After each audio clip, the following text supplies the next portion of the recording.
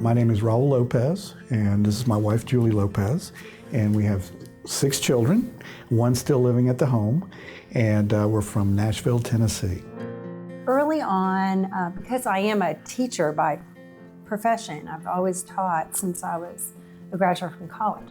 And so I made the decision and I brought it to Raul. He agreed that I could homeschool, which meant it was a big deal because I had to quit my job to do it, because homeschooling is a full-time job, although it pays no pay. But I calculated with our children, I mean, we homeschooled anywhere from 1 child to 5 at a time, but it was around $1,000 a year for materials.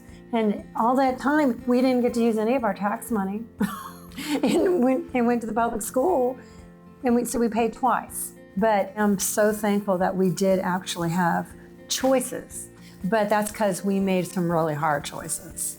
And it was very tight financially, and it's only by God's grace that we got through those years. We thought it was worth the sacrifice. Unfortunately, the school system that we were under was not performing. We had 2 girls that were adopted from Colombia, so there was... primarily Spanish speaking. We met Lucy when she was 14, and she was an orphan in Colombia, South America.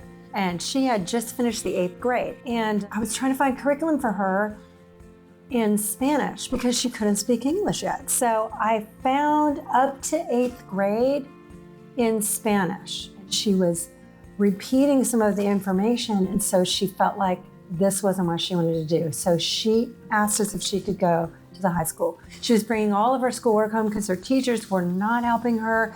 They were just blowing her off. And I said, look, if you're gonna have me teach all these classes to you anyway, I would like to do it at a time when it's convenient for me. So can we just do homeschool and just try it? And she said, okay.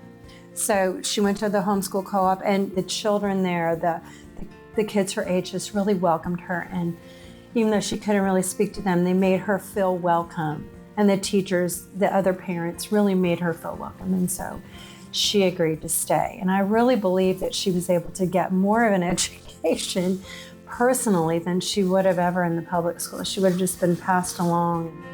Homeschool was an option to us, but it's not an option to everybody else. Mm-hmm. I agree with that. Joseph is our oldest son. Mm-hmm. He's our first child. Joseph is the reason we started homeschooling. This child was so precocious, he was actually reading at 3. He is an excellent student, and he is actually going to graduate from college in May.